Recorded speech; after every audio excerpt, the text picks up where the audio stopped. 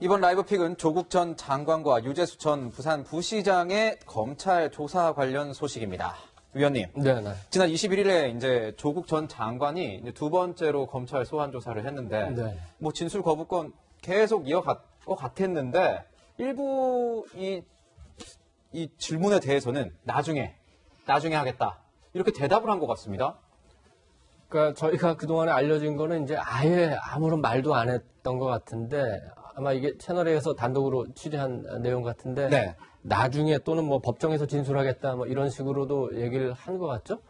이제 물론 근본적인 차이는 없습니다. 진술은 하지는 않은 거니까 그동안에 그 왜 전직 법무부 장관 출신인데 그래도 그 한때 통화를 했던 검찰의 조사에 이렇게 그 협조를 안 하느냐 그런 비판도 있고 했고 또 본인도 물어보는 질문에 아무 말도 안 하고 잠자코 있는 게 조금 불편할 수는 있었을 거예요. 9시간 반 동안. 네. 그러니까 그래서 이제 아주 의례적인 그 반응을 보인 것 같은데 그 의미는 특별히 뭐 있는 것 같지는 않습니다. 나중에 대답하겠다 이건 별다른 의미는 없는 것 같고 법정에서 진술하겠다 이거는 뭐 그동안에 그 조 전 장관의 입장이었고 또 정경심 그 교수의 입장이었죠. 쉽게 말하면 윤석열 검찰은 못 믿겠다. 그 대신 나는 김명수 법원에 여기서 그 재판을 받겠다. 그런 뜻인 것 같습니다. 잠깐 네. 궁금해요. 네. 변호사님, 저 진짜 궁금한 게 네. 진술 거부권이면 가서 가만히 있습니까? 물어보면? 저는 해본 적 없어서 모르겠어요. 아, 그렇습니다. 전 진짜. 아니, 진술 거부 왜 합니까? 잘못했으면 잘못했다고 빌면 되는 거고. 그러니까 저희 이제 검찰청 피의자로 들어가면 잘못했으면 잘못했다고 빌면 되는 거고. 검사님, 죄송합니다. 한 번만 봐주세요. 왜냐면 형량 낮춰야 되니까. 내가 억울하면 부인하면 진술해야죠. 아니, 빌지도 않겠죠, 이제 가서. 잘못하면 잘못했다고 자백하고, 제가 사실 이런 사정. 자백을 하던가. 네. 자백하고 본인한테 유리한 양형사를 해야 제가 사실은 이런 문제 때문에 이렇게 얘기를 했으니 조금 형량을 좀 깎아달라면 그건 피의자의 기본적인 본성 아니겠습니까?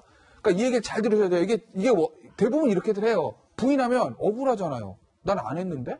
검사가 나보고 죄가 있다고 하니 억울하죠? 그거 어떻게 하겠어요? 김일수 앵커 같으면?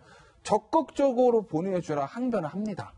나는 검사님 이렇게 보고 계시는 건 아니고 나는 이러해서 나는 이런 입장이고 항변을 한다. 난 이렇게 유리한 증거가 있다. 라고 해서 검찰이 영장 청구하는 거, 기소하는 거 어떻게든 막아야 되는 게 피의자의 본성이고 변호의 역할 아니겠습니까? 그렇기 때문에 진술거부권 행사하는 예가 극히 드물어요. 그래서 저는 이제까지 해본 적 없고 앞으로도 제가 변호사 언제까지 할지 모르겠지만 그만두는 날까지도 이거 안 할 거예요. 왜 진술거부하죠? 억울하면 억울한 대로 잘못하면 잘못해서 말하는 게 맞죠? 근데 진술거부권 행사들이 대부분 뭐 있냐? 어떤 케이스들이냐?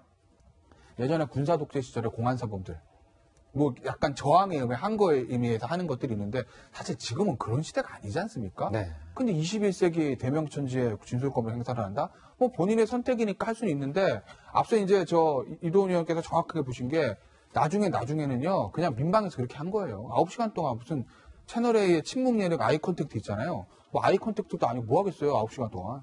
그러니까 민망하니까 나중에 하겠습니다라고 중간에 대답한 거고 법적 의미는 똑같습니다. 진술 거부한 거 똑같아요. 그리고 하나 더 말씀드리면 진술 거부권 행사하는 여러 가지 이유들 중에서 검찰의 패를 확인하고 싶은 거 아니냐 뭐 이런 얘기도 있는데 무슨 패를 확인합니까? 검찰이 바보입니까? 실무 경험 1도 없는 조국 교수 머리 꼭대기 있는 게 검사입니다 지금. 예? 윤석열 총장하고 한동훈 검사냐 그걸 모르겠어요. 기본적으로 준비하고 있는 질문이 있습니다. 근데 검찰이 진짜 중요한 건 피의자가 부인했을 때 피의자를 궁지에 몰기 위해서 나오는 그러니까 질문 2번 있으면 2-1, 2-2 이게 중요한 거예요.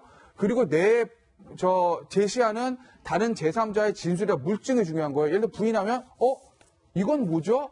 지금 참고인 와서 이렇게 진술했는데 하고 모니터 싹 돌려주면서 이거 우리가 파악한 건 당신 계좌인데 이건 뭐죠? 이게 중요한 거거든요.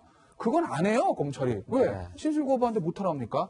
그러니까 패 확인 못합니다. 네, 말씀해 주신 게 있지만 이제 보면은 진술 거부권은 엄연히 이제 또 권리 중에 맞아요. 하나니까요. 네, 알겠습니다. 네, 평론가님께도 네. 여쭤볼게요. 그러니까 이 정경심 교수가 구속된 지 이제 30일 정도였는데 보니까 조 전 장관이 16일 16차례나 이제 면접을 했더라고요. 네. 면회를 했더라고요. 예.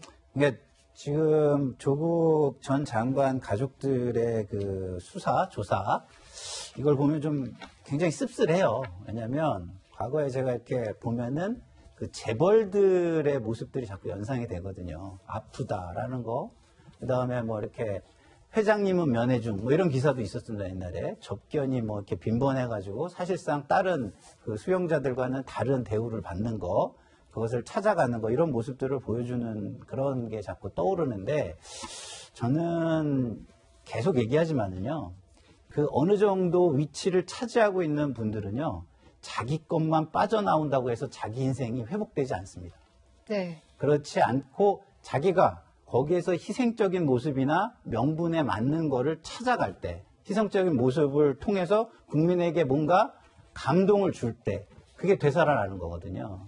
근데 지금 보여주는 모습은 대부분 다 본인들의 안위만을 생각하는 듯한 모습을 보여주기 때문에 굉장히 씁쓸합니다. 특히나 좀 아까 얘기한 조국 전 장관께서 진술을 거부하는 것이 지금 검찰이는 이 나라의 제도를 거부하는 거라면 그거는 정말 그럴 거면 이 제도 하에서 고위직에 왜 올라가려고 했느냐라는 부분에 대해서 국민의 어떤 비판이 있을 수밖에 없는 것이죠. 네. 네, 이제 조국 전 장관 얘기 계속 하고 있는데 여기서 이제 유재수 전 부산시 부시장이 좀 얘기를 좀 나눠봐야 될 것 같습니다. 이제 조국 전 장관이 청와대 민정수석으로 있을 때 당시 이 청와대 민정에서 이 유재수 전 부산시 부시장의 비위 의혹을 뭐가 덮었다. 이런 얘기가 있는 것 같은데 우선 조국 전 민정수석의 이야기부터 듣고 시작하겠습니다. 유재수 전 금융위 국장 경우에 있어서는 그 비위 첩보가 저희에게 접수되었습니다.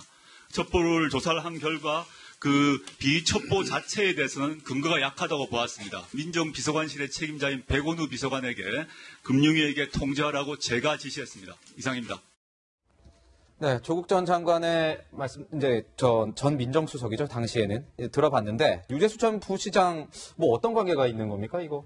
당시 민정수석으로 있을 때 그 밑에 이제 특감반이 있지 않았습니까? 특감반원으로 일하던 이제 김태우 수사관이 전 이제 수사관. 폭로를 했죠. 네. 유재수 금융정책국장이 비위를 저질렀는데 당연히 그 검찰에 수사 이첩을 해야 되는데 하지 않고 그걸 무마했다. 근데 무마를 했는데 청와대에서 감찰을 무마했는데 그 윗선에서 지시가 있었다. 그렇기 때문에 그러면 조국 민정수석이 지시해서 감찰을 무마한 거 아니냐. 그렇게 되면은 직권남용이 되는 거고 문제가 뭐냐면은 지금까지 이제 조국 그 전 장관이 받아온 의혹들 주로 정경심 교수와 함께 받아왔던 입시비리, 웅동학원, 사모펀드 의혹들은 개인적인 문제, 특히 거기서 뇌물 사건이 만약에 혐의가 입증이 되더라도 그거는 조국 전 장관 개인의 비리가 되는데 유재수 부시장 문제는 이거는 권력에 의한 직권남용이나 직무유기 그리고 현 문재인 정권 청와대의 어떤 도덕성에 직접적인 문제가 되기 때문에 또 하나는 유재수 부시장이 단순히 조국 민정수석뿐만 아니라 다른 이 정권의 핵심 관계자들과도 관계가 있다고 알려져 있기 때문에 이 사건이 더 커져버리는 거 아니냐 이런 이제 우려들이 있는 거죠. 네, 평론가님께 여쭤볼게요. 네. 결국 검찰에서는 이 양쪽 수사 상황을 지켜보면서 이 조국 전 장관 이 구속영장 청구 시기를 좀 저울질할 걸로 보는데 어떻게 좀 전망하시는지요? 그러니까 지금 이런 조사가 너무 중요하잖아요. 지금 전에 좀 전에 이도훈 의원님 말씀해 주신 것처럼 너무 중요하기 때문에 충분한 조사가 좀 있은 후에 네. 증거를 충분히 확보한 후에 이렇게 하는 게 굉장히 중요할 것 같아요. 왜냐하면 조국 전 장관이 그냥 조국 전 장관이 아니잖아요. 지금 많은 그 명분, 그러니까 개혁 이슈, 많은 이슈와 연결돼 있고 그다음에 여권에 그동안 조국을 옹호했던 많은 분들의 입장과도 연결돼 있고 굉장히 예민한 이슈이기 때문에 검찰로서는 이걸 섣불리 다뤘다가 본인들이 개혁의 저항 세력으로 낙인 찍히는 그런 결과를 가져오면 안 되는 겁니다. 그렇기 때문에 이거는 서둘러서 하지는 않을 것 같다. 저는 이렇게 생각합니다. 네, 이 조국 전 장관 이 수사 상황과 또 감찰 무마 의혹까지 짚어봤습니다.